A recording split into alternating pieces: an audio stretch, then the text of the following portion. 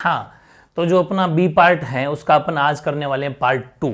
और I think आप सब ने पार्ट 1 को फुल्ली समझ लिया होगा, और जो हमारी ये मेहनत है, बहुत ज़्यादा हार्डवर्क जो है, उसका फ़ायदा आपको मिल रहा होगा, आप उठा भी रहे होंगे, और हर चीज़ को ये नोट्स भी आप प्रॉपर बना रहे होंगे। आज का सेशन बहुत ज़्यादा, उससे ही ज़्यादा इंपॉर्टेंट है। ये रहेगा अपना पार्ट 2, वैसे नीचे लिखा हुआ है लेकिन यहाँ लिख देता हूँ मैं पार्ट 2 ही अपना। हर चीज़ को पार्ट वाइज उतारना है, हर चीज़ को उतारना है, और हर चीज़ इतनी इंपॉर्टेंट है जिसकी कोई हद नहीं है। आप खुद नोटिस करना, मैं आपको खुला चैलेंज भी देता हूँ ये कि आप जहाँ मर्जी पढ़िए ना, जहाँ मर्जी पढ़िए ना, फिर इस नोट्स को मैच करना और हमारे तरीके को मैच करना, फिर वापस यहीं आओगे। इसलिए बस पढ़ना शुरू कर दो, अब टाइम वेस्ट मत करना। एक दिन भी अगर निकल रहा है तो बहुत ज़्यादा पीछे जा रहे हो। आज का जो सेशन है अपना, वैसे इसकी हेडिंग है चारा संरक्षण। चारा मतलब पशुओं को अपन चारा खिलाते हैं, ठीक है। बहुत तगड़ा सेशन है ये, बहुत इंपॉर्टेंट है इस वैकेंसी के लिए कि भाई आज हमारे देश में, खास तो राजस्थान की वैकेंसी है। राजस्थान में चारा को स्टोर करना बहुत ज़्यादा ज़रूरी है, वरना बहुत ज़्यादा दिक्कतें पैदा होती है। क्यों? क्योंकि राजस्थान में क्या है कि हर जगह पानी की बड़ी समस्या है, और पानी की जहाँ समस्या रहती है वहाँ पर हरा चारा मिलना बहुत ज़्यादा मुश्किल है, ठीक है। लेकिन अब हमारे जो पशु होते हैं उनको तो हरा चारा चाहिए ही चाहिए, वरना पौष्टिक तत्वों की कमी हो जाएगी। चाहे कार्बोहाइड्रेट्स हो, चाहे प्रोटीन हो, चाहे वसा हो, चाहे खनिज लवण हो, इन सब की कमी हो जाएगी। तो फिर इसलिए कुछ विधियां हैं, क्या हैं कि वो हरे चारे को कैसे बचा के रखें कि उनको पूरे 12 महीने तक खिलाते रहें। क्योंकि हमारे यहाँ सिर्फ बारिश जब होती है, बेसिकली 70% 60% राजस्थान में जब बारिश होती है तभी पशुओं को हरा चारा मिलता है। बाकी तो क्योंकि सब जगह ट्यूबवेल और कुएं वगैरह है नहीं, इसलिए चारा संरक्षण की 2 गजब की विधियां, और सुनी हुई होगी आपकी, आप सबकी सुनी होगी है सबकी सुनी होगी। एक तो होती है बनाना, एक होता है साइलेज बनाना। ये बिल्कुल न्यू मेथड है जो विदेशों में अपनाया जाता है, और इंडिया में भी अब कहीं कहीं पर इसको यूज किया जाने लगा है। थोड़ा सा टेक्निकली ज्ञान होना चाहिए और थोड़ा सिस्टम भी है इसका, ठीक है। ये दोनों विधियां आपको सीखनी है चारा संरक्षण की, ठीक है ना, कि चारे को कैसे बचाया जाए। सबसे पहले करते हैं अपन है। मैं आपको मोटा मोटी बता दूं कि है का मतलब है सूखा के चारा को जो सुखाया जाता है। आपने देखे हो किसान क्या करते हैं, एक घास होता है, ठीक है, जो हमारे घास उगता है ना चौमासे के अंदर बारिश के दिनों में, जो मीठा घास होता है, कोई तो मकड़ा घास बोलते हैं, कोई अलग अलग तरह का घास होता है, उसको काट लेते हैं। काट के वहाँ पशु को नहीं चढ़ने देते, थोड़ा उसको ऐसे खाली रख, थोड़े दिन के लिए पशु नहीं चढ़ते हैं तो उनकी हाइट बढ़ जाती है। जैसे ही वो फूल निकल जाते हैं उसको काट लेते हैं, काट के सूखा लेते हैं। लगभग 85% तक सूख जाता है, 10-15% थोड़ा गीला हो जाए उसको, फिर उसको ऐसे बड़ी ढेरी सी बना देते हैं, उसकी इकट्ठा कहीं रख देते हैं। फिर वो धीरे धीरे जो सूख जाता है, वह सूखने के बाद ही रखते हैं, क्या ढेरी बना देते हैं, फिर उसको किसी से ढक के रख, तिरपाल वगैरह से ढक के रख देते हैं। और जैसे ही फिर चौमासा खत्म होता है, फिर गर्मी के दिन आते हैं, तो फिर जब उनको पशुओं को चारा नीरते हैं, जो तूतड़ या फिर ऐसा मान लो जो भी आपने ये जो भी चारा होता है अपना, जो अपन पूरे का जो कुतर वगैरह होती है, जो भी सूखा चारा, उसमें उसको मिला के तूड़ी वगैरह के अंदर मिला के उसको नीर देते हैं, ठीक है। उसके बाद नीरना। अब लेते हैं अपने सिस्टम में एक। पहली बात तो इस चैप्टर का नाम है चारा संरक्षण, तो इसके बारे में थोड़ा जानना बहुत जरूरी है।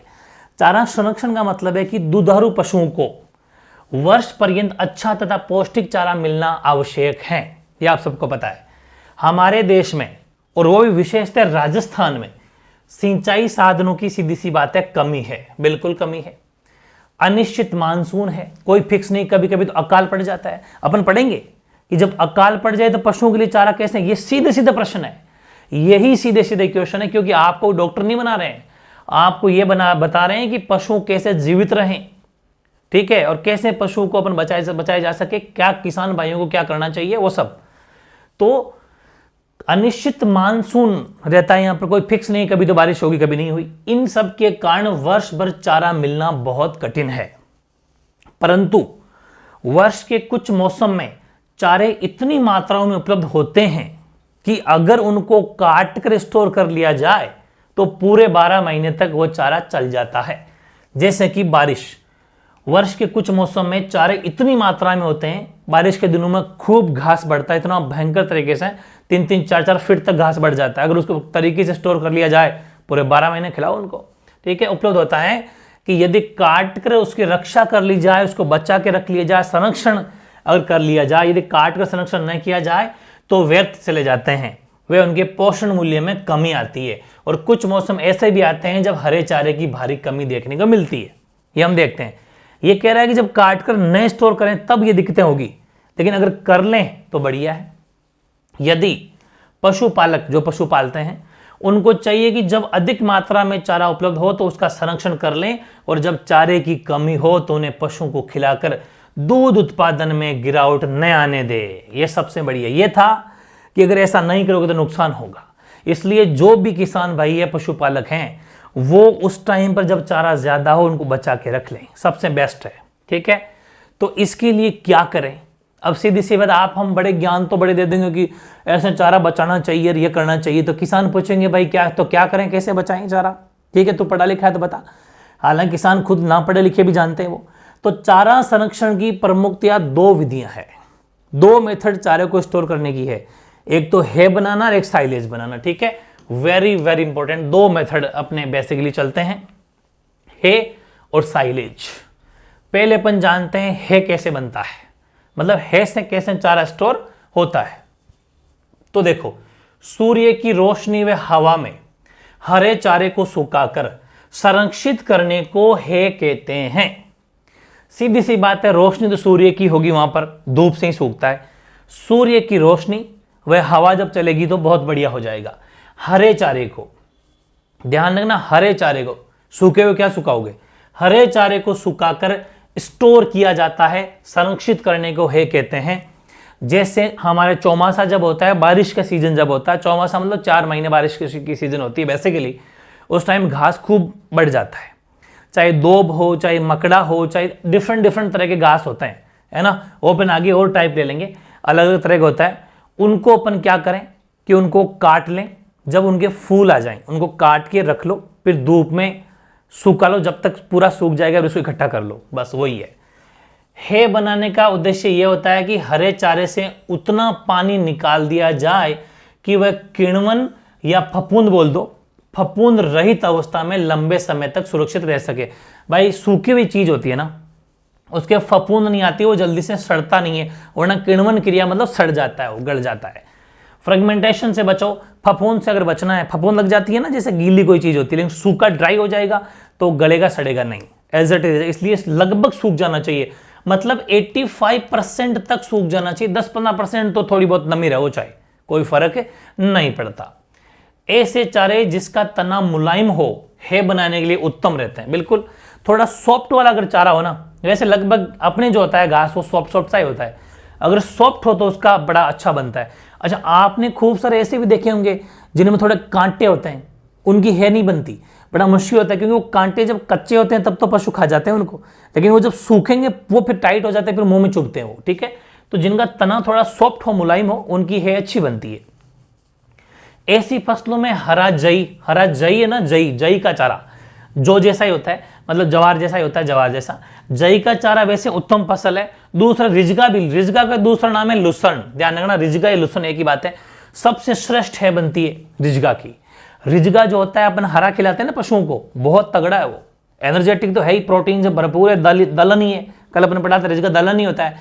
उसको अगर काट के सुखा लें और बिल्कुल सूखने पर 85% तक 90% तक अगर सूख जाए, उसको इकट्ठा करके रख लो, और 3-4-5 महीने बाद में जब बारिश के का मतलब सूखा एकदम पड़ जाए, उस टाइम में चारे में मिला के खिलाओ उसको, थोड़ा काट के, शानदार पशुओं को टेस्ट आएगा। ठीक है, अच्छे किस्म का है बनाने के लिए चारे की फसलों को ओस सूखने के पश्चात जब फसल में फूल आ गए हो तब काटना चाहिए, सबसे बेस्ट ऑप्शन है। यहां पर एक वर्ड यूज किया ओस, नमी, ज्यादा ओस होती है ना तब मत काटो, वरना फिर वो सूखेंगे बहुत लेट, है ना, गीला गीला रहेगा, पानी पानी। ओस सुबह सुबह रहती है। कब काटना चाहिए? जब उसकी ओस जड़ जाए। सुबह सुबह ओस आती है बारिश के दिनों में, लेकिन जब धूप आती है 11-12-1 बजे तक पूरी ओस चली जाती है, मतलब ऊपर जो ओस आती है नमी वो चली जाती है। उसके बाद में आप फसल को काट, इसको क्या नाम, इसको चारे को काट लो, इस घास को। लेकिन घास भी कब, जब ऐसा नहीं कि बस उगते ही काट लिया, थोड़े उसको फूल आने दो, फिट आधे फिट 1.5 फीट, अलग अलग तरह के घास की हाइट होती है, तो उसमें फूल आ जाते हैं ऊपर। फूल आने के बाद में काटोगे तो वो उसका टेस्ट बहुत अच्छा होता है, क्योंकि फूल में थोड़ी शर्करा वगैरह होती है, शर्करा का मतलब है चीनी, जिसे शीरा भी बोलते हैं, कुछ वर्ड है, शीरा, शर्करा या चीनी बोल दो चाहे ना, ये थोड़ा मिठास जो पैदा करे, क्योंकि जो मिठास वाले होते हैं ना वो बड़े सूखने के बाद ही मिठास रहता है उनमें, तो पशु बड़े चाव से खाते हैं, वो स्वादिष्ट खाना बन जाता है। ठीक है, उसके पश्चात कुछ घंटों के लिए खेत में ही छोड़ देना चाहिए, जिससे अधिकतम पोषक तत्वों को सुरक्षित कर उसमें फफूंदी आदि नहीं पनप पाए। थोड़ा धूप में वहीं खेत में ही सूखने दो, ठीक है, वरना अपन कहीं लाके कमरे वगैरह में पटक देंगे तो बड़े लेट सूखेंगे, इतने फफूंद पैदा हो जाएगी। खेत में रहने दो, हवा भी लगेगी, खेत में क्या खुला होता है खेत, तो वहाँ पर हवा भी लगती है और धूप भी पड़ती है, तो दोनों काम हो जाएंगे। फिर उसको बीच बीच में कभी कभी पलट भी देना चाहिए। यदि अच्छी धूप है तो लगभग 4-5 घंटे बाद चारे को खेत में ही जेरी द्वारा, जेरी जानते हो ना, कहीं के पर जई बोलते हैं, 2 सींग वाली जई, 4 सींग वाली जई, 6 सींग वाली जई, लकड़ी की बनी होती है, आजकल तो लोहे की बनने लग गई। ठीक है, और कहीं के पर जड़ी बोलते हैं, जड़ी, अलग अलग वर्ड है भाई, जड़ी भी बोलते हैं कहीं के पर, 2 सिंगी जड़ी, 4 सिंगी जड़ी, 6 सिंगी जड़ी, है ना, सींग होते हैं, अलग अलग भाषा, अपनी मारवाड़ी भाषा है, ठीक है, राजस्थानी भाषा। जड़ी जो होती है उस द्वारा उलट पलट देना भी चाहिए। अच्छा, जेली देखी हुई तो है ना, कोई सीटी का तो नहीं है ना, ऐसी ये एक लकड़ी का होता है। ठीक है, इसमें जैसे 2 सिंग वाली होती जड़ी होती है, इसको यहाँ से किसान पकड़ के यूं उलट देते हैं उसको, या फिर इसके 4 सिंग भी होते हैं, ऐसे 4 सिंग वाली होती है, या फिर उसके 6 सिंग भी होते हैं ऐसे। ठीक है, इस तरीके से जइयाँ होती है। 5 हो गई क्या, 6 कर लो भाई, किसी किसी के तो 8 भी होते हैं, अलग अलग सिंग होते हैं, इस तरीके से जइयाँ बनी होती है। ठीक है, ओके। शाम को छोटी छोटी ढेरियों, ढेरी जानते हो, इकट्ठा ढेरियों तथा पंक्ति में इकट्ठा कर दें। दूसरे दिन दोपहर के बाद तक चारे में नमी की मात्रा 15% तक से भी कम आ सकती है। बस इतना रखना है कि लगभग रोजाना सूखता रहेगा और नमी की मात्रा 15% तक कम आती है, बीच में उलटते रहो, फिर सूख जाएगा, उलटते रहो, फिर सूखता रहेगा। दोपहर में धूप में उलटना है अपन को, क्योंकि सुबह सुबह नमी रहती है और गीले में गीला हो जाएगा पूरा का पूरा, इसलिए पहले उसको जहां है सूखने दो, फिर दोपहर में अपन को चेंज करते रहना चाहिए ढेरियां बना बना के। यदि मौसम में नमी ज्यादा है तो तिपाई की तरह खड़ा करके भी रखा जा सकता है। अभी नीचे लिखूं मैं तिपाई, ट्राइपॉड, जैसे कैमरा देखा आपने, कैमरा जैसे अपना ये कैमरा ट्राइपॉड पे रखा हुआ है, जिससे मैं आपको दिख रहा हूं अभी। ट्राइपॉड का मतलब होता है 3 पहिए, ऐसा मान लो ये ट्राइपॉड हो गया। इसके ऊपर यहां एक स्टैंड बना होता है, फिर इसके ऊपर कैमरा रख दिया जाता है, ये ट्राइपॉड होता है। ठीक है, बस एकदम मजबूत होता है ये। अब यहां से कैमरा रख दिया, आराम से अपना बिल्कुल वो हिलेगा नहीं, प्रॉपर वे में बनेगा। वैसे ही अगर आप ये ऐसा लग रहा है कि कोई जैसे कोई घास को इकट्ठा बांध दिया अपन, ऐसा पूड़ी बना दी उसकी, पूड़ी, अरे पूड़ी जानते हो ना, ऐसा बंडल बना दिया, बंडल थोड़ा बांध दिया और ऐसा करके फिर उसको ऐसा खड़ा भी कर सकते हैं, तीपाई बना सकते हैं। तीपाई बीच में स्पेस रख देते हैं ताकि खड़ा रहेगा तो जल्दी सूखेगा, बीच में आर पार हवा भी आती जाती रहेगी। ठीक है, तो ये सिस्टम भी जो खड़ा करके भी इसको सुखाया जा सकता है। जस्ट नीचे आई गई तीपाई, मतलब ट्राइपॉड, कुछ भी नहीं छोड़ा है, मतलब नस नस चेक की गई है। ऐसे नोट्स जो आपकी जिंदगी सफल कर देंगे। 45 नंबर नहीं, मुझे तो लग रहा है आप 45 को ही फोड़ दोगे, मतलब टेम्परेचर आगे जा सकता है, मतलब आपका नंबर वाला टेम्परेचर, कहीं 45 से बाहर नहीं चले जाओ आप। ठीक है, तीपाई जो है, ट्राइपॉड जो है, उसकी तरह रखने का यह फायदा है कि यदि वर्षा हो जाए तो पानी नीचे चला जाएगा और हवा आती रहेगी तो जल्दी वापस उग जाएगा। ऐसा भी होता है भाई, बारिश है खेत में, अगर ऐसे नाण बोलते हैं उनको, जो ढेरी बनाते हैं ना ऐसे ढेरी, उसे बोलते हैं न्याण, ये कुछ राजस्थानी वर्ड है। ऐसा न्याणों में तो क्या है कि अगर बारिश हो भी गई, खुदा ने खास्ता गारंटी थोड़ी है, बारिश तो कभी भी हो सकती है, तो ऊपर से रहेंगे तो फिर जब वो सूखेंगे बहुत मुश्किल से और उसमें थोड़ी फफूंद आ सकती है। लेकिन बारिश हो भी गई तो पानी फिसल के नीचे चला जाएगा, ट्राइपॉड में से नीचे चला जाएगा, ट्राइपॉड वाला सिस्टम अगर होगा तो ये भी फायदा है टीपाई बनाने का। ठीक है, हालांकि तिरपाल वगैरह है, ढक भी सकते हैं किसान, लेकिन एक बात बता रहा हूं, तो एग्जाम में क्वेश्चन आ जाए कि तीपाई विधि क्या होती है। ये ट्राइपॉड मेथड है, ट्राइपॉड मेथड यानी कि तीपाई विधि, इसमें 3 ऐसे मैंने बता दिया, ये वाली होती है। फिर फसल को काट कर छोटे छोटे पूड़े जानते हो, मैंने अभी बात की थी, बंडल बना दिए जाते हैं तथा उन्हें धूप में सुखाया जाता है। सब सिस्टम है लो। अच्छा, एक ये वाला सिस्टम है, ये वाला सिस्टम बड़ा गजब का है, ये पिरामिड होता है, पिरामिड। ठीक है ना, पिरामिड जानते हो ना, पिरामिड। इसमें क्या होता है, जमीन से ऊपर लोहा, मतलब आयरन और एल्यूमिनियम के कुछ सरिये बनाते हैं, सरिये का एक स्टैंड जैसा बना देते हैं, उस पर रख देते हैं, ट्राइपॉड जैसा ही होता है वो भी, पिरामिड बनाते हैं, पिरामिड। ठीक है, बनाकर एक त्रिकोणात्मक ट्रिपॉड, ये इस जैसा ही थोड़ा थोड़ा, ये जमीन के ऊपर, बनाते हैं तथा इनके ऊपर फिर इनको रखते हैं फसल को। ठीक है, फसल को काट कर सुखाया जाता है, सूखने के बाद इन्हें इकट्ठा करके इनको बचाया जा सकता है। मतलब ये सब सुखाने के तरीके हैं। एग्जाम में क्वेश्चन आ जाए कि पिरामिड तरीका, ट्राइपॉड तरीका, तीपाई बोलते हैं उसको, ये तरीके सब बिल्कुल सही है। यस, इन सब से जो है फसल को सुखाया जा सकता है और ये सभी हैं जो है बनाने के लिए काम आते हैं। मतलब एक तरीका बता रहे हैं अपन कि आपको कुल मिला के लगभग 85 to 90% उस घास को सुखाना है, फिर उसके बाद में उसको इकट्ठा करना है। ठीक है। अब आई ये बात, ये बढ़िया क्वेश्चन है। अरे कहां मिलेंगे ऐसे नोट्स, कहां मिलेंगे ऐसे तरीके, कहां मिलेंगे? No, impossible. अब मेरी बात सुनना, अब अपन को है बना रहे हैं अपन, तो है अच्छी बनी है या एकदम रेडी है, डन है या नहीं, कब अपने घर में ले जाके अपने छान छपरे झोंपड़पट्टी जहां भी है उसमें ले जाके रखना है, किस मकान में इकट्ठा करना है, वहां लेके जाएंगे तब जब एकदम प्रॉपर है बन गई हो। है अच्छी तरह से बना है या बनी है, ठीक है, बनी है कि नहीं, इसके दो विधियों से आप जांच भी कर सकते हैं। जांच कर सकते हैं कैसा? एक तो खुरचने की विधि, आप खुरचो उसको, ऐसे खुरचेंगे ना, खुरचना जानते हो ना, इसके लिए तने के जो बाहरी हिस्सा है, मतलब जैसे ये तना है, इसको ऐसे खुरचो, खुरचो ऐसा, मतलब नाखून से कैसे भी रगड़ लो, खुरचा जाता है। यदि उपकला तने से खुरच जाए, मतलब ऊपर ऊपर की जो लेयर होती है ना, जो जैसे स्किन है उसकी चमड़ी, वो अगर उतर जाए तो समझना चाहिए कि ठीक नहीं हुआ अभी। मतलब यदि उपकला तने से खुरच जाए तो इसका मतलब नहीं, अभी तो ऊपर से रगड़ा, इसका मतलब अंदर से टाइट है वो, वरना टूट जाता ना, एक सेकंड में ऐसे कुछ फिर आटा पिस जाता। ठीक है, तो इसका मतलब ठीक नहीं हुआ अभी पूरा सूखा नहीं है।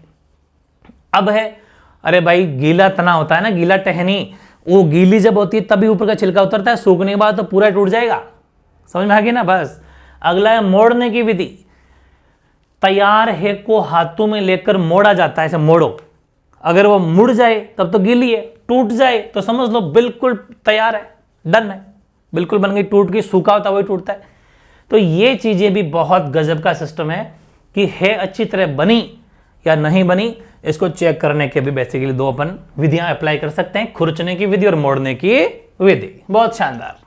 आगे, अब भाई वो बात तो है ही, देखो कि एक तो हाथों हाथ खाएं अपन, हाथों हाथ का बना बिल्कुल खाने वाली बात है कि एक तो जब अपन घर में रहते हैं, है ना, और मम्मी के हाथ का या वाइफ के हाथ का, जो भी अपन घर में जब खाना खाते हैं, ताज़ा बना बनाया फुले फुले से फल के चपाती रोटियां खाते हैं, गर्मा गर्म पराठे, उसका तो स्वाद कुछ अलग ही होता है।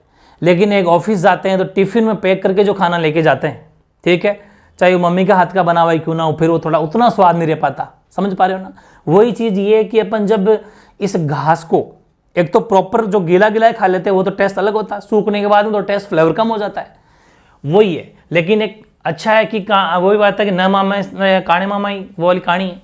तो मतलब कि जब किसानों के पास में नहीं होती है पानी वगैरह की व्यवस्था, तो पशुओं को तो चारा चाहिए, उनको तो प्रोटीन, कार्बोहाइड्रेट्स, विटामिन वसा सब चाहिए, तो वो हमारे को मिल जाता है बेसिकली, चाहे कम ही सही।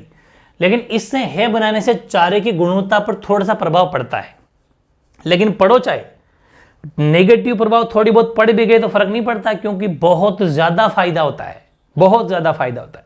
वरना पशु को अगर ये नहीं मिलेगा, सिर्फ वो सूखा घास चारा खाएंगे तो उनकी हालत खराब है।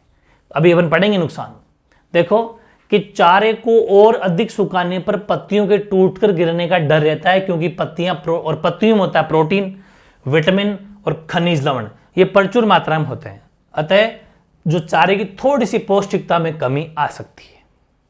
ये तो है ही भाई, अपन ज्यादा सुखाते हैं तो उनके पत्तियां आगे फूल जो निकलते हैं, पत्तियां जो होती है वो सूख के नीचे गिर जाते हैं। जब उनको उठाते हैं, ऐसे उठा के जब इकट्ठा करते हैं तो नीचे थोड़ी बहुत गिर सकती है, कुछ सारी तो नहीं गिरती क्योंकि आपस में गुंथे हुए हैं, लेकिन अगर कुछ गिरती है तो थोड़ी पौष्टिकता में कमी तो आती है। दूसरा, नमी की मात्रा 15% से ज्यादा होने पर किण्वन क्रिया होकर फफूंद आ जाती है। किण्वन का मतलब है उसमें फ्रेगमेंटेशन हो जाता है, आपस में रिएक्शन हो जाती है, सड़ जाता है वो। लेकिन ध्यान रखना है 15% से ज्यादा होने मत दो ना। ये तो रिस्क बता रहे हैं कि अगर 15% से भी ज्यादा गीला रह गया और गीले को अगर इकट्ठा कर दिया, भेड़ा कर दिया, तो फिर 100% फफूंद आएगी। तो फफूंद आने की संभावना रहती है और वह है पशु के लिए थोड़ी उपयुक्त नहीं रहती। फिर फफूंद आई तो पशु बीमारी पड़ सकता है, रिस्क ये थोड़ा। तो यही है कि सूखा दो अच्छे से, और क्या है। सूर्य की बहुत ज्यादा रोशनी से भी चारे का थोड़ा हरा रंग है ना वो चला जाता है, ये तो होता है बिल्कुल, ये तो आपने देखा भी होगा, उसका रंग तो बिल्कुल बदल जाएगा। जो हरा घास था वो बिल्कुल ऐसा हो जाएगा, येलो येलो टाइप ब्राउन हो जाएगा। आप देखना कभी अगर आपके गांव में इकट्ठा कर रखा हो आपके घर वालों ने या फिर किसी ने भी, तो ये है कि वो हरा रंग चला जाता है। हरे रंग में कैरोटीन होता है जो बालों के लिए, शरीर के लिए, स्किन के लिए, आईज के लिए सही रहता है। तो कैरोटीन की मात्रा में थोड़ी सी कमी तो आती है। हे बनाने की क्रिया में कुछ तत्व नष्ट हो जाते हैं, जो थोड़े दुष्पाचनीय तंतु की मात्रा बढ़ जाती है। हे बनायापन है तो कुछ भाई पानी तो खत्म हो गया उसका, तो कुछ चीजें कम हुई है, कुछ तत्व नष्ट हुए हैं और अब रहा वो ड्राई एकदम सूखा है, तो थोड़ा पाचन जो चीज होती है थोड़ी सी उसमें दुष्पचनी का मतलब पचने में थोड़ी सी मुश्किल पैदा हो सकती है क्योंकि अब सूखा है वो। वैसे तो मुख्य रूप से कार्बोहाइड्रेट्स ही प्रभावित होते हैं, परंतु कुछ हद तक प्रोटीन की मात्रा भी जो है बनाने से थोड़ी प्रभावित होती है। ये कोई छोटे मोटे कुछ मतलब के ड्रॉबैक्स हैं, कुछ कमियां हैं, कुछ लिमिटेशंस हैं, लेकिन फायदा ज्यादा है। समझ पा रहे हो ना आप? तो ये ध्यान रखना है बनाने से चारे गुणों प्रभाव, लेकिन फायदे बहुत है। ठीक है कंप्लीट समझ में आ गया आपके? बहुत गजब का टॉपिक है। यहां से अपने है बनाना शुरू किया, ये कैसे कैसे बनता है, प्रॉपर वे में अपने है को बनाया है। ठीक है, अब कुछ किस्में भी है की किस्में होती है भाई, कि है बनाई तो कौन सा ज्यादा अच्छा है रहता है। ये भी तो है ना कि अगर सर्दी का टाइम में लड्डू बनाए, लड्डू कौन से ज्यादा तो अपने लिए पौष्टिक रहते हैं, वही वाली चीज है। तो है भी 3 तरह की होती है बेसिकली। एक तो होती है फलीदार फसलों की है बनाओ आप, वो सबसे बेस्ट है। फलीदार में जैसे वो अपने कल पढ़ा था ना, लोबिया, रजगा, जिसको अपन रिजगा भी बोलते हैं, रिजगा, लोबिया, बरसिम, मटर, सोयाबीन, थोड़े महंगे होते हैं, अच्छे होते हैं। अगर ये हो इनकी है बनाओगे तो बहुत ज्यादा पौष्टिक होगी, नो डाउट। ये फलीदार फसलें हो गई। दूसरा है बिना फलीदार फसलों की है बनाओ आप। बिना फलीदार कौन से? जैसे नेपियर घास है, जिसको अपन हाथी घास ही बोलते हैं। नेपियर घास को हाथी घास भी बोला जाता है, इन पर मैं चर्चा करूंगा अलग से। सूडान घास, ज्वार, जौ, जई, बाजरा, मक्का, ये नेपियर घास, सूडान घास, सेवण घास, ये सब अपन चर्चा करने वाले हैं। ठीक है, तो इनकी भी है बनाओगे तो ये बिना फलीदार है, इनमें फलीदार नहीं होती, फली नहीं लगती मतलब। तो ये जो है बेसिकली ये भी ठीक है, इनकी भी से अच्छी बनती है। और एक होती है मिश्रित। अच्छा, बिना फलीदार को सीरियल है भी बोला जाता है, वो तो नाम देख लेना, क्या पता कोई आ जाए एमसीक्यूज में। मिश्रित है का मतलब मिक्स करके। आप सोयाबीन के साथ में सूडान घास को मिला दो, अच्छी है बनती है। मिक्स करके बनाओ उसको, मतलब जैसे कि इतना सा सोयाबीन का घास रख दिया, उसी के ऊपर सूडान का रख दिया, इकट्ठे सूखने दो उनको, मिक्स हो गए। मटर व जई मिश्रित, जई व रिजगा मिश्रित, जई गवार कल पर बात की थी, जवार व लोबिया मिश्रित, जौ के साथ में रिजगा को मिलाओ, शानदार। ये सब कुछ मिश्रित है भी होती है जिनकी है बनती है की मैंने पूरी पीएचडी करा दी है, पीएचडी, जबरदस्त तैयारी होगी आपकी 100%। 99 का तो कहता ही नहीं मैं, 100% तैयारी होगी है में। ठीक है, ओके। अब हेडिंग लगाओ साइलेज। ये बिल्कुल न्यू है, मॉडर्न, 100% मोस्ट है, नो डाउट, ध्यान रखना आप, बहुत ज्यादा मोस्ट है। साइलेज बिल्कुल न्यू मेथड भी है कि साइलेज बनता कैसे है। ठीक है ना, इसको जानना बहुत जरूरी है। हालांकि हमारे किसानों के पास में इतना टाइम नहीं होता, दूसरी बात इतना वो रुचि भी नहीं दिखा रहे हैं इसके अंदर, इंटरेस्ट नहीं दिखा रहे हैं। वो सोचते हैं कि इतना कौन पैक करेगा और कौन इतना माथाफोड़ी करेगा वगैरह वगैरह। वरना ये साइलेज की अगर सिस्टम सीख जाएं तो है से तो इससे बहुत ज़्यादा फायदा है। इसमें गीला का गीला ही रह जाएगा। थोड़ा रिस्की है क्योंकि इसमें थोड़ा ध्यान ज़्यादा प्रिकॉशंस ज़्यादा है, इसके थोड़ा ध्यान रखना पड़ेगा, बाकी कोई दिक्कत नहीं है। जैसे कि हरे चारे को साइलो में दबा, अच्छा एक वर्ड मैंने यूज किया यहाँ पर, साइलो।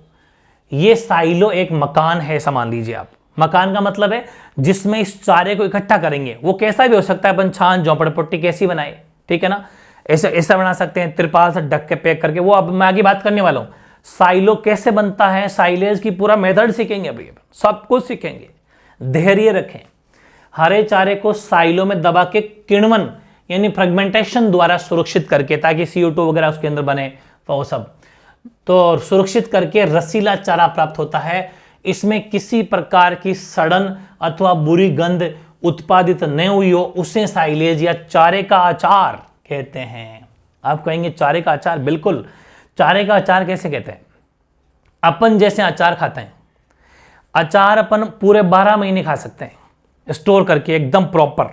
जैसे केरी का अचार, आम का अचार, जो भी आप बनाते हो हर तरह का अचार बनता है, वो अपन खाने के साथ में मिलाते हैं तो खाना बड़ा टेस्टी हो जाता है। हर तरह का अचार बनता है।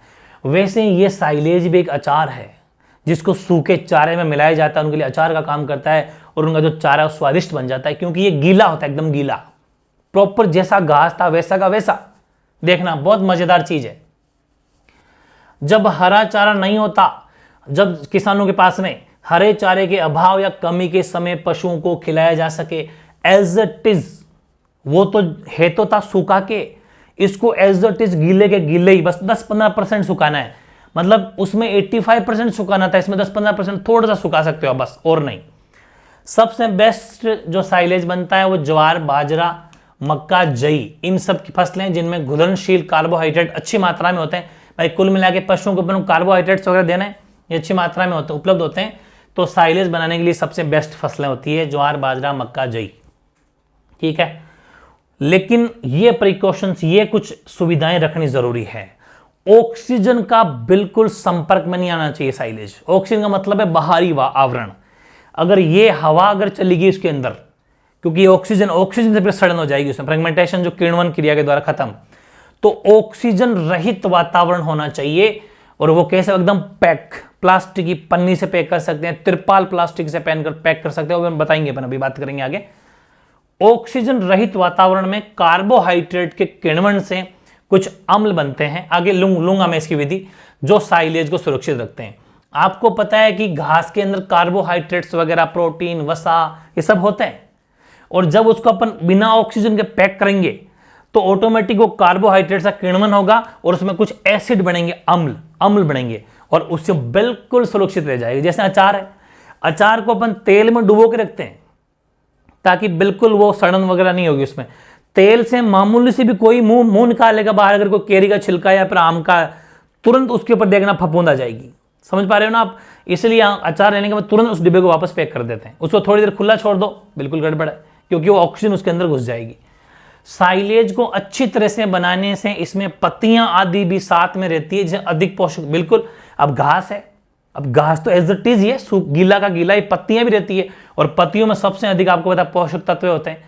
तो साइलेज बनाने से अच्छी तरह अगर बन जाता है तो बहुत बढ़िया है पशुओं के लिए, उनको पूरा का पूरा पोषक तत्व भी मिल जाते हैं, है ना? शानदार, ये चीजें हैं। अब है की अपेक्षा अधिक कैरोटीन, अब कैरोटीन मैंने कहा था क्योंकि हरा रंग इनमें मौजूद होता है, हरा का हरा ही रहता है ये, वो तो सूखने के बाद में कलर चेंज हो जाता है, हरा रंग चला जाता है, लेकिन हरे रंग की वजह इसमें मौजूद है, इसलिए कैरोटीन भी सुरक्षित रहता है। अच्छा साइलेज बनाने के लिए अत्यंत आवश्यक है कि फसल का चुनाव ठीक प्रकार से किया जाए और ठीक अवस्था में उसे काटा जाए। आप कहेंगे ये क्या बात हुई? बिल्कुल बात हुई भाई, जिस भी फसल का आप ये साइलेज बना रहे हो उनमें थोड़ी बहुत शर्करा होनी चाहिए। शर्करा मतलब मिठास होना चाहिए। जैसे कोई घास लगती है अपने बाजरे की, जवार की, जौ की या मकड़े की, ये तरह तरह के रजके सबकी, इनमें थोड़ा मिठास भी हो, थोड़ा घास अच्छा हो, जो पशु वाकई खाना पसंद करते हैं। क्योंकि जैसा आप अभी काटोगे वैसा के वैसा ही रहना है वो, तो वो थोड़ा ध्यान रखें। आमतौर पर फसल की कटाई पुष्प आने की अवस्था पर करनी चाहिए, जब उनके फूल आ जाते हैं, पुष्प आ जाते हैं, तो उसमें मिठास आ जाता है, उसमें काट लो। उसमें शुष्क पदार्थ की मात्रा 35% के आसपास हो, चाहे वो मैंने कहा ना 35% है, मतलब 75 से 80% तक उसको अपन को सुखाना है। चाहो तो 70-75 भी मान सकते हो, लगभग चलता है। 30-35% के आसपास सूख जाना चाहिए, मतलब प्रॉपर एज इट इज काटते ही भी नहीं चाहिए पड़ना, उसके अंदर थोड़ी सी धूप देनी है, मामूली पानी वानी सूख जाए उसका थोड़ा सा, ताकि अच्छा रहता है। फिर सुन लो, मामूली थोड़ा बहुत पानी सुखाना है, वो आपको, आप कहेंगे हमें कौन से परसेंटेज नापे, कैसे नापे किसान? वो 2-3 घंटे में पता चल जाएगा भाई। जैसे आपने देखा होगा, एक तो एकदम सीधा रहता है वो, घास नहीं काटते ही थोड़ी देर में मुरझा जाता है ऐसे, वो जब मुरझा जाता है थोड़ा सा पानी सूख जाता है, बस उसके बाद में यूज कर लो, ठीक है। फिर उसकी कूटी बनानी है, कूटी मतलब उसको काटना है छोटे छोटे टुकड़े, अभी विधि लिखाऊंगा आगे, खैर काटना है उसको, काट के बनाते हैं इसको। कुछ गड्ढे वगैरह में दबा के, कुछ गड्ढे में इसको दबाकर भर दिया जाता है, पैकिंग चारों ओर से पैक कर देते हैं एकदम। इसका सबसे बढ़िया 3 तरीके हैं। चलो मैं पहले बीच में आपको ले ही चलता हूं, 1 मिनट आपको, हाँ ये रहा, ये पहले अपने साइलेज बनाना सीख लेते हैं, चलो आपके मन में रहेगी फिर। साइलेज कैसे बनता है? हरे चारे को काटकर इतना सुखाया जाता है कि उसमें नमी लगभग 70%, मैंने कहा 30, 35, 25, 30% तक सुखा लो, 70%, 75% तक नमी रहनी चाहिए उसमें। और जब है बनाते हैं तब 80 से 85% सुखाना है, 15% सूखा, बस 15% नमी रहनी चाहिए। तो है में 15% तक, इसमें 70 से 75% तक। उस चारे को छोटे छोटे टुकड़ों में काटा जाता है, जैसे साइलो में, साइलो मतलब जो मकान है इसका, साइलो, उस साइलो में इस तरह भर दिया जाता है कि किसी भी तरह का वायु कोश, मतलब हवा, मतलब कि एयर, वायु, बिल्कुल वायु कोश का मतलब होता है छेद नहीं होना चाहिए, हवा वाला छेद, वायु कोश न रहे। फिर साइलो को ऊपर से बिल्कुल बंद कर दो। साइलो 3 तरह के होते हैं, बीच में लेके चलता हूं आपको, ये रहा, बुर्ज साइलो, खाई साइलो, गर्त साइलो, सब पढ़ेंगे, विश्वास रखें। वापस आता हूं, ठीक है ना। तो साइलो में इसको कर देते हैं पैक, पहले विधि समझ लो। फिर साइलो में नाइट्रोजन की मात्रा बढ़ाने के लिए यूरिया तथा स्वाद बढ़ाने के लिए कुछ नमक भी मिलाया जाता है, ताकि नाइट्रोजन और थोड़ा फ्लेवर नमक का भी डालना है। जैसे अपन सब्जी खाते हैं, अगर थोड़ा सा नमक मिला दिया जाए कभी जब कमी हो, मजा नहीं आता, बिना नमक के ना, वही चीज है। साइलो में साइलेज को बनाने में कम से कम 20-25 दिन तो लग जाते हैं, प्रोसेस पूरी होने में 20-25 दिन, 1 मंथ भी लग सकता है, ठीक है। साइलो के अंदर हरे चारे में से 1-2 दिन तक ऑक्सीजन गैस निकलती है, परंतु 2-3 दिन के बाद में कार्बन, अच्छा O2 को मैंने O2 का ऑक्सीजन फुल फॉर्म लिख देता हूं, लो आप, O2 का मतलब ऑक्सीजन है, O2 ऑक्सीजन का फुल फॉर्मूला है, और CO2 का मतलब कार्बन डाइऑक्साइड है। कार्बन, हालांकि फॉर्मूले भी अपन को याद करने थे, मैंने इसलिए ऐसा ही लिख दिया, कार्बन डाइऑक्साइड का निर्माण शुरू हो जाता है, तथा अवायवीय वातावरण है, हवा तो पास हो नहीं रही है, उस वातावरण, ऐसा बिल्कुल वातावरण बन जाएगा, क्योंकि 1-2 दिन तो उनमें जो अपन उसका मकान बनाएंगे ना, इसको बोलते हैं साइलो। अरे जिसमें इसको स्टोर करके रखा जाता है ना हरे चारे, उस साइलो बोलते हैं, साइलो। उस साइलो में 1-2 दिन तो ऑक्सीजन गैस निकल सकती है खुद घास में से ही, जो कि काम की नहीं है, लेकिन वो थोड़ी खुला 1-2 दिन एयर पास हो जाएगी। 2-3 दिन के बाद में फिर CO2 ऑटोमेटिक शुरू हो जाती है उसमें, ठीक है ना, कोई चिंता वाली बात नहीं है। और अब जब CO2 खुद निकलेगी, ऑक्सीजन संपर्क में आएगी नहीं, तो CO2 का माहौल रहेगा चारों ओर, ठीक है। तो कोई दिक्कत नहीं है, क्योंकि अवायवीय वातावरण है, वो हवा आना जाना नहीं कर रही, अवायवीय वातावरण बन गया, और इस वातावरण में जीवाणु का निर्माण शुरू हो जाता है। वो जीवाणु कौन से, जो उस घास को वैसा का वैसा रख लेंगे, वो वाले जीवाणु। जैसे दही के अंदर आपको पता है लैक्टोबैसिलस, ऐसे जीवाणु हमारे, मतलब अपन जब दूरबीन से देखते हैं, उससे देखते हैं तो अपन को दिखते हैं, वो दूरबीन का नाम आ गया, वो एक होता है, उससे हम देखते हैं तो दिखता है, ठीक है। तो उसमें क्या होगा कि जब वो, लेकिन हमारे शरीर के लिए वो जीवाणु यार, वो जो छोटे छोटे कीड़े जैसे होते हैं, हमारे शरीर के लिए बहुत इंपॉर्टेंस होता है, इसलिए हम उसको एज इट इज खाते हैं। तभी कहते हैं ना, दही को ज्यादा ऐसा मसना नहीं चाहिए, एज इट इज थोड़ा खाओ तो ज्यादा फायदेमंद रहता है। वही वाली चीज है कि ये जो जीवाणु होंगे वो घास को बचाने के लिए काम आएंगे, ठीक है। ऐसी फसलें जिनमें अब अच्छा ये भी होता है, कोई घास होता है ऐसा जिनमें भैंस या गाय खाती तो है, लेकिन उतनी शर्करा की मात्रा नहीं होती। अगर मिठास कम है और सूखने के बाद में और कम हो जाएगा। अगर शर्करा की मात्रा नहीं, मिठास, चीनी की मात्रा कम है, तो उन फसलों का साइलेज बनाते समय थोड़ा शीरा मिलाया जाता है। शीरा मतलब हलवा नहीं, ये शीरा होता है मिठास शर्करा का ही पार्ट है, मतलब चीनी जैसा ही आता है, वो उसमें थोड़ा मिला दिया जाता है ताकि उसमें थोड़ा मिठास बना। वरना ये सब ना भी मिलाओ तो चल जाएगा, जानवर तो खा जाएंगे बेचारे चारे मिला के। ये कुछ मेथड है। अब ये भी बात आती है कि जब आप साइलो बना रहे हो, भाई साइलेज बनाने के लिए उस मकान जिसमें तैयार हो रहा है वो साइलो होता है। जिन गड्ढों, गड्ढा खोद लो, चाहे कोई सूखी नालियां पड़ी हो नाली में, अथवा बुर्ज ऐसा बुर्ज साइलो, ऊपर जमीन के ऊपर हरा चारा दबाकर भरा जाता है, उसे साइलो कहते हैं।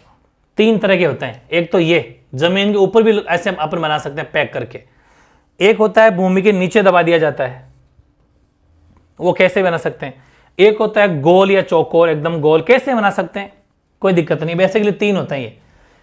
तो इनका चलन उस स्थान, जलवायु, कृषि की आर्थिक दशा तथा पानी के तल के ऊपर निर्भर करता है। बिल्कुल सही बात है। देखो भाई, जैसे जैसे साइलो अलग अलग चलन होता है कि पहली बात तो यह कि उसका स्थान कैसा है, जमीन कैसी है, ठीक ठाक है, ऊंची नीची उबड़ खाबड़ कैसी है, क्लाइमेट कैसा है, और दूसरी बात किसान की हालत भी तो होनी चाहिए, पैसे वाले तो कुछ भी कर सकते हैं। कृषि की आर्थिक दशा कैसी है उस पर निर्भर करता है। दूसरी बात पानी का तल, कहीं पानी का भराव होता है पूरे खेत में, तो उसको फिर ऐसा बनाना पड़ता है, बुर्ज जमीन के ऊपर बनाना पड़ेगा। तो वो निर्भर करता है इन कंडीशंस पर। बेसिकली साइलो 3 प्रकार के होते हैं, बुर्ज साइलो, खाई साइलो और गर्त साइलो। टावर सिलो, ट्रेंच सिलो, पिट सिलो। आप हिंदी मीडियम कोई सा मीडियम हो, ये नाम भी आ जाता है टावर सिलो।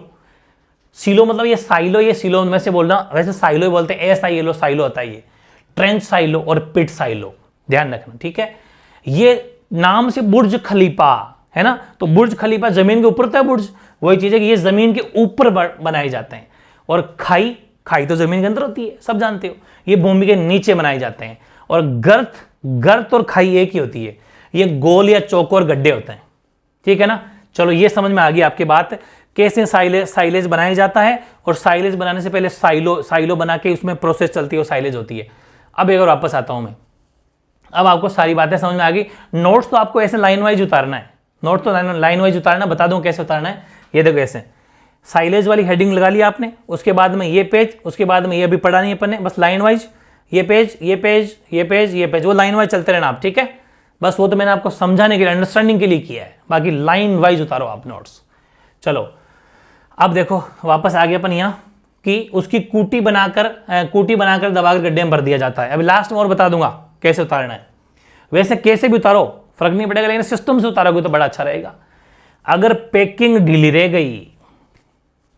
रह गई तो ऑक्सीजन अंदर प्रवेश कर जाएगी, तो मामला बिगड़ जाएगा, तो उसमें हवा रह जाएगी जो कि ऑक्सीडेशन, क्योंकि ऑक्सीजन का होना ऑक्सीडेशन प्रोसेस 10th पढ़ते थे ना अपन साइंस में। लेकिन आपको याद रहने की जरूरत, इतना रटने की जरूरत नहीं है कि अगर पैकिंग ढीली रह गई तो उसमें अंदर हवा चली जाएगी, और हवा में होती है ऑक्सीजन, और ऑक्सीजन आने से फिर सड़ गल जाएगी, ठीक है ना। ऑक्सीजन संपर्क बिल्कुल नहीं होना चाहिए, उसके द्वारा साइलेज की गुणवत्ता कम कर देगी। फसल अधिक शर्करा वाली होनी चाहिए, जिसमें थोड़ा मिठास ज्यादा हो, उसका चयन करें। वो तो किसानों को पता रहता है कौन सी घास मीठी है, जिससे किण्वन क्रिया जो होती है, फर्मेंटेशन जब होगा आसानी से, क्योंकि जब मिठास होता है उसमें एसिड जल्दी बनता है, ठीक है ना। किण्वन क्रिया तो होगी, आपस में रिएक्शन होगा, जीवाणु पैदा होंगे, वो जीवाणु उसको बचा के रखेंगे, जैसा है वैसा रखेंगे, पैक कर देंगे, CO2 गैस निकलेगी, वो सब किण्वन क्रिया होती है। तो थोड़ी एसिड अम्लता प्राप्त इसे उत्पन्न की जा सके, ठीक है। इसके बाद उतारना आप ये, ऊपर से गड्ढे को सीलबंद करने के लिए मिट्टी का प्लास्टर या पॉलीथीन की चादर का प्रयोग किया जाना चाहिए। भाई जैसे आपने अगर गड्ढा खोदा है, ऐसा गड्ढा खोदा, इसमें भर दिया आपने चारा, इसको पैक किया, तो यहां पन्नी लगा सकते हो ऊपर, बिल्कुल टाइट पन्नी लगा दो, उसमें मिट्टी डाल दो, एकदम पैक हो जाएगा, जिंदगी में नहीं हिलेगा कभी, आप जब हिलाओगे तभी हिलेगा वो। चारे को सुरक्षित रखने के लिए फसल में थोड़ा अम्लीकरण की विधि का भी प्रयोग, एसिडेशन, खैर वो तो वैसा ही है। ये दो बातें थोड़ी गजब की है। एसिड कब बनेगा?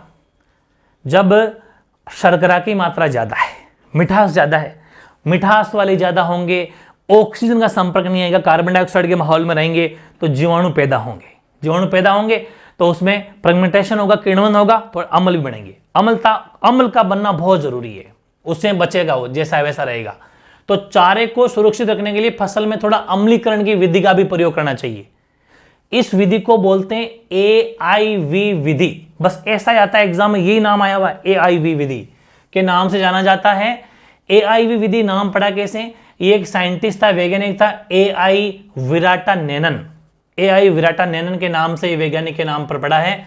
तो मतलब साइलेज बनाने में जो ये साइलेज का इंपॉर्टेंस अगर मैं दे तो अपने इस वैज्ञानिक का भी थोड़ा इसमें उल्लेख है, क्योंकि उन्होंने इस चीज का बताया था कि अगर एसिडीकरण थोड़ा रहेगा, अम्लीकरण अगर रहेगा तो वो बच के रहेगा। चलो नाम रह जाए या तो ठीक है, वरना कोई जरूरत नहीं है। सिस्टम तो अपन को ये सीखना है, कोई डॉक्टर नहीं बनना, समझना, इस बात को जरूर ध्यान रखना।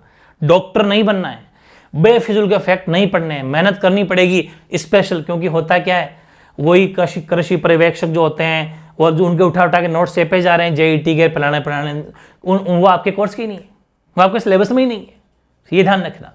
नोट, जब भी पशुओं को साइलेज खिलाना हो तो गड्ढे को एक तरफ से खोलना चाहिए, ये तरीका है खोलने का। वह पूरी सावधानी रखनी चाहिए कि वायु आदि के कारण फफूंदी विकसित होकर साइलेज की गुणवत्ता कहीं कम न कर दे, ये ध्यान रखना। जैसे ये गड्ढा था, इसको पैक कर रखा है, मामूली सा खोलेंगे तो तुरंत वापस बंद कर देंगे, ताकि जल्दी से कोई थोड़ी बहुत चलता है, लेकिन एयर पास नहीं होनी चाहिए। अच्छी साइलेज में मीठी गंध आती है, जो पशुओं को खिलाने के लिए बड़ी लाभदायक मीठी गंध होती है, थोड़ी अल्कोहल जैसी भी स्मेल आती है, इसमें अल्कोहल जैसी स्मेल होती है, वैसी स्मेल आती है, लेकिन वो पशुओं को बड़ी इंटरेस्टिंग लगती है, ठीक है। ये थोड़ा ध्यान रखना होता है, कुछ प्रिकॉशंस है। बाकी ये मैंने बता दिया आपको साइलेज कैसे बनता है, फिर मैंने ये भी बता दिया साइलो क्या होता है, साइलो 3 प्रकार के होते हैं, सब देख लिया अपन ने। अब एक ये है कि साइलो के लिए स्थान का चुनाव कैसे करें। हालांकि मैंने पढ़ लिया था कि वो डिपेंड करता है कि वैसे कहाँ क्लाइमेट कैसा है, जलवायु कैसी है, लेकिन फिर भी अगर वो किसान जानना चाहे या फिर जो अपन साइलेज बनाते हैं अगर उनका जानना चाहें किस जो है साइलो कैसे बनना चाहिए, फिर भी मतलब साइलेज भाई साइलेज बनाना है अपन को, साइलेज तो साइलेज के लिए साइलो तैयार करते हैं। साइलो का मतलब है उसका एक मकान, एक गड्ढा वड्ढा, उसको साइलो बोलते हैं। जैसे मकान अगर आपको बनाना है तो नींवें खोदनी पड़ेगी ना, पहले नींव खोदोगे, नींवें भरोगे, उसके ऊपर मकान बनेगा, बिल्कुल। तो साइलेज अगर बनाना तो पहले साइलो बनाएंगे अपन, तो साइलो बनाए उसके अंदर फिर वो चारा डालेंगे तो फिर साइलेज बनेगा। तो ये जो साइलो बनाते हैं उनका स्थान का चुनाव करते टाइम किन बातों का ध्यान रखना चाहिए। पहली बात, स्थान ऊंचा हो ताकि वहां पर पानी का रिसाव बिल्कुल भी नहीं होना चाहिए। भाई बारिश के दिनों में पानी घुस जाएगा, वरना तो पानी का अगर भराव होगा तो। स्थान की स्थिति ऐसी हो कि वहां से साइलेज का वितरण पशुओं को आसानी से हो सके। अब यहां पर मामला क्या है कि यहां साइलेज बनाया जा रहा है और पशु है यहां से 1 किलोमीटर 2 किलोमीटर दूर, वहां से लेके जाओगे, रहना जाना ये मुश्किल है। बेस्ट है कि वहीं पर बनाओ जहां पशु भी वहीं रहते हो पास में। वैसे तो अपने खेतों में लोग पास पास में बनाते हैं, लेकिन एक बात है, ये दूध लेखा कमरा जहां पर दूध को बचा के रखते हैं भाई, जैसे डेयरी वाले लोग हैं या जो ज्यादा दूध बेचते हैं, उससे थोड़ा दूर होना चाहिए। क्योंकि दूध वगैरह की गंध वगैरह अगर होती है वो इस ऑक्सीजन में हवा में जाती है, और जब आप पशुओं को जब साइलेज वाला कमरा खोलोगे, साइलो खोलोगे, तो दूध की इनकी सबकी गंध उसके अंदर चली जाएगी ऑक्सीजन हवा के साथ में, तो जल्दी सड़न होती है उसमें। तो उससे थोड़ा दूर रखो उससे, ठीक है, दूर हो, ताकि दूध में साइलेज गंध प्रवेश नहीं कर सके, वरना साइलेज वाली गंध भी दूध में जा सकती है, ये भी दिक्कत है।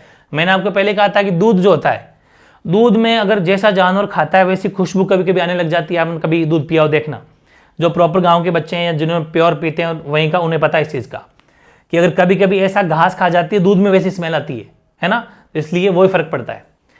साइलेज बनाने के लिए प्रयोग में चारे के अंदर पानी की मात्रा 60 से 70% तथा शुष्क पदार्थ की मात्रा 30 से 40% होनी चाहिए।